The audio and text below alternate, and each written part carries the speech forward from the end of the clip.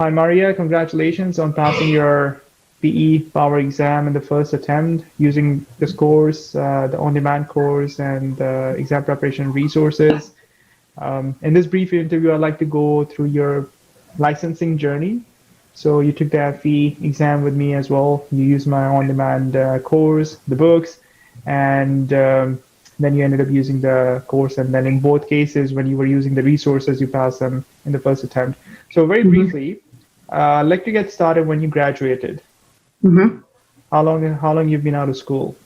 I graduated from my bachelor's in 2010, and then I didn't take the FE until, or I didn't find your course until I believe it was back in 2018, and that's when I found your course. Right. And then once I found your course, then I took all the lectures, and then I was able to pass the FE back in 2018. Right. So you took the FE exam roughly about 8 years out of school. Yes. Yeah. Yes. So it's tough, right? It was very tough. Your recommendation, I guess, as has been with most of my students, is to take the exam ASAP, right? Yes, I would recommend anybody just fresh out of college, or even if you're still in college, your junior year or senior year, to just go ahead and take the FE right away. Right. And of course, your lectures are really, they're really helpful. So in terms of the FE exam preparation, so we're going to dive into the PE Power exam preparation shortly, but for your FE exam preparation, you use the on-demand FE electrical course and as well as the study guide, right? I believe in 2018, and it was the second edition of the study guide. Now it's the third edition of the study guide. But how did the course and the study guide help you for your FE electrical preparation?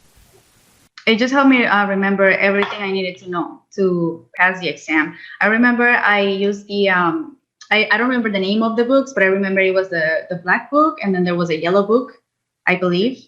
And did you have a third book, maybe? Well, a blue book, maybe? Yeah, the practice exams. Yes, those practice. Yes, I used all of those, and I just think it was helpful because especially with the lectures, the on-demand course for the FE. It was very helpful to help me remember everything that I had forgotten, throughout the years. Some stuff you forget, even though you're working, there's things that you don't really, use at work. And so those, right. That lecture really helped me out. Right. Now, the thing with the FE is obviously a lot of stuff that you have to deal with for FE is really not applicable as a power systems engineer. Right. Right. Probably 20% like the power systems component and circuits and maybe a little bit of math. That's also stretch, but for the most part, it's like a test of your broad understanding, right, of undergraduate engineering. And it is tough if you've been out of school for eight plus years, full-time job and personal and professional commitments. Now, in terms of your exam preparation timeline for your FE exam, how do you remember it took you to prepare for the exam? It might have been about, if I can remember, maybe 4 months, maybe 3 months. Okay, so that's it. And were you working full time at the time as well? Yes, I was working full time. Okay, so you got done with your FE exam in 2018. 2018. And then you were looking for to get the PE Power exam done. Yes, and then I was trying to get I was trying to look for some lectures, and I remember I emailed you about if you had a PE course, but at the time you didn't have one. So I ended up going with the else's course, and unfortunately I wasn't able to pass the PE Power exam. Right. So 2018 to 2020, it's roughly 3 years gap, and then end of last year in 2020, I formally launched my PE Power course, and you actually enrolled in the course, I believe, in June of 2021. So just yes. And you sent me an email, and I was able to recognize your name because we had exchanged emails, clarifications, and questions, whatnot, during the FE exam preparation. And I was delighted to see. I'm always delighted to see my FE students basically continuing on their journey with the PE license, because ideally, I think you attempted as well. It's best to get the FE done when you're still in school or fresh out of school. And it's best to get the PE done as soon as you graduate, as soon as you pass the FE exam. Continue that momentum. So, what was different this time around when you attempted for your the PE Power exam? compared to the FE exam. No, compared to your previous PE power attempts. Oh, okay. So so in the past, I feel like the course that I was taking, it was a little bit it was way too complex. I would say it was more than what I guess what we would need to know. And it was just I guess it was all over many different subjects. I feel like your course was more concise. You know, you went through every single subject that was actually needed for the PE exam. You didn't really show anything that we didn't really needed to know, and I feel that's where they got me on the first attempt. And then also, one of the things that I really liked about your course was the one-on-one call, because every time I talked to you, I talked to you 2 times, right? And every time I talked to you, you would let me know what were my weaknesses based on the on-demand practice exams and based on what we had talked about. And so I feel like that really helped me out to get to the weakest points. I also really like the diagnostics on the on-demand practice exam, because it once again let me know what my weakest points were. Right. And then also I like the fact that you had all the answers right after you took the practice exam, so you could know, okay, what I got wrong, and then how can I, and then the correct answer. Right. Yeah. So in terms of the one-on-one coaching call, I offer to all the students who enroll right away. So they have to get a welcome email, and I offer a free coaching call. Essentially, during that call, just like you, I go over whether they have attempted the exam in the past, whether they have any diagnostics, which we can review so that we can get an idea of what the weak areas were in the past attempts, and then they can get an idea of their strengths and weaknesses. And essentially after that, the online course takes care of them. And then as you were exchanging emails, questions, clarifications regarding quizzes or in-lecture problems or things that were not very clear.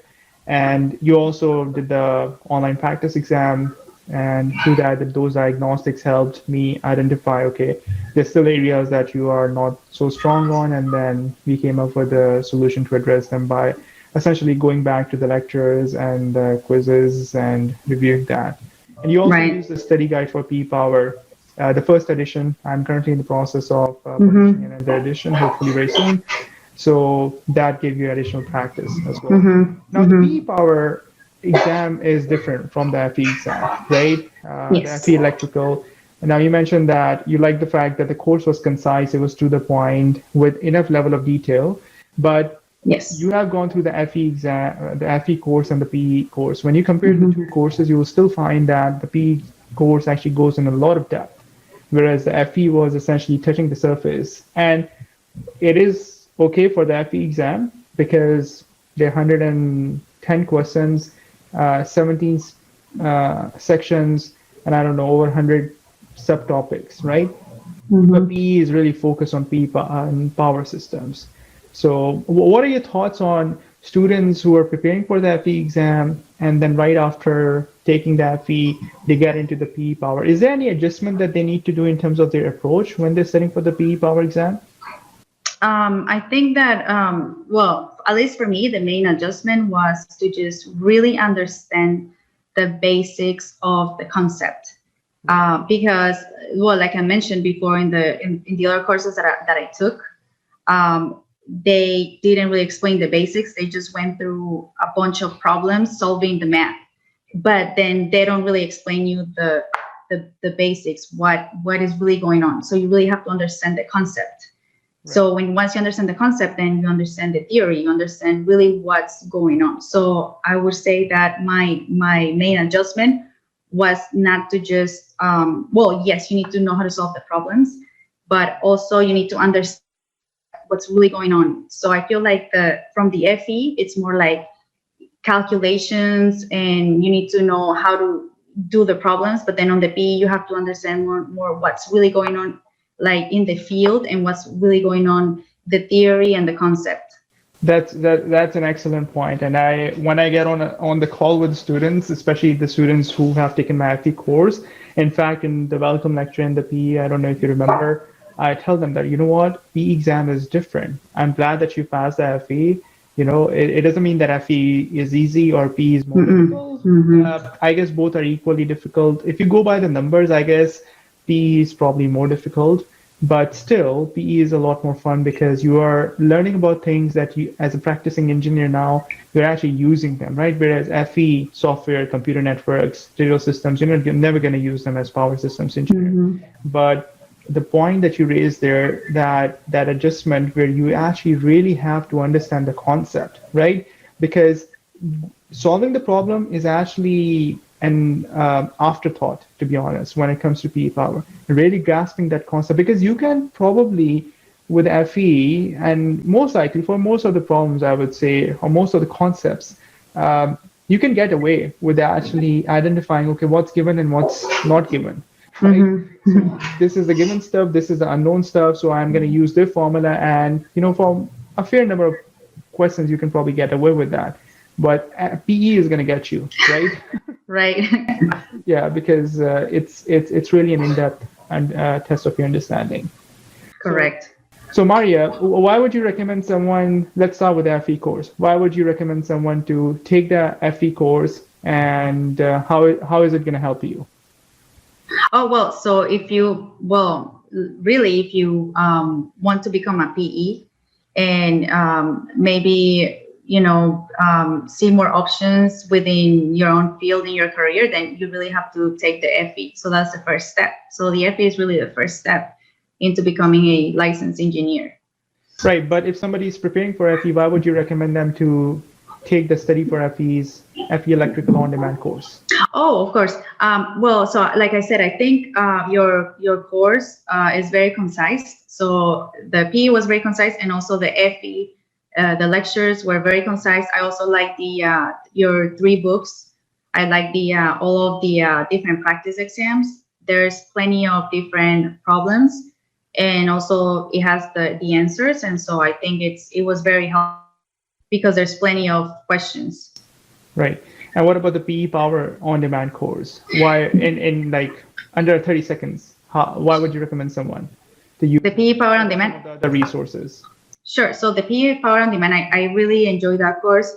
And the main thing that I really enjoyed was the on-demand practice exam.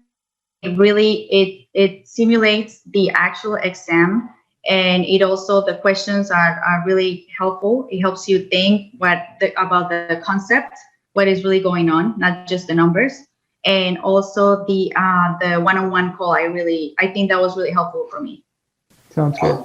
And how do you think, Maria, this PE license is going to help you? Like I can mention 10 different reasons, but based on your understanding, because you are the person who essentially put in the time, effort, made the investment, and in your mind, how do you think that all of this effort, that this journey that you've been on for the last 3 years or so, how well you're going to be rewarded in short term, medium term, and long term? Right. I think it will help me. Because I think the field, that the consulting field, is very competitive. So I feel that having a PE license, it makes you more competitive, and so you have more options for you, and also you get recognition. And then the most important thing that I got, I think, from studying for the PE is just the remembering all the concepts that I might have forgotten. And, it's also some things that maybe I didn't really know, like the open delta concept. I didn't really know much about that. So that really, I think that's one of the things that really helped me. Right. Yeah, no, it's a great refresher. Once you get started, now you've been working for almost 10 years now, more than 10 years. Mm-hmm. Once you get started working in the industry, you move from project to project, you are putting out fires all the time. We rarely get an opportunity really to sit back and go through the fundamentals. So exactly as you said, one of the sort of a subtle advantage of going through this PE journey, starting with the FE, then the PE, and I think that's by design. That's what the boards really want you to do, is to basically go through all the concepts, make sure that you get your competency level up to a certain mark, Because after this, you're going to get your stamp, you're going to get your license number, and you can sign off and essentially sign off and seal the drawings, right? So essentially, whatever you stamp can go out in the field and can be constructed. So they want to make sure that, the person who we are giving this responsibility to has, and from this point onwards, you're actually going to be continuing your education process, right? You have to complete the professional development hours on a regular basis. Depending on the state board you are, they might decide differences. But this is all by design, and it is meant to maintain the level of the profession and the competency up to a point where the general public out there can actually continue having their trust in licensed engineers that are being approved by the state and by this process. So congratulations on this. And these are some of the advantages that you can see right away, but I can guarantee you that over the coming years, as you go through your careers, a lot of opportunities and doors are going to open for you. And you will look back and think that 2018 to 2021, when you were basically working through this journey and then putting in the time and effort, maybe doing a little bit of trade-off with your personal life, with your professional life, family time, and whatnot, it's all going to add up, and it will help you in the long run. So congratulations, Maria. Thank you. Thank you, Wasim. I appreciate your time, and I also appreciate you helping me out on this journey. Thank you. It was my pleasure. Thanks.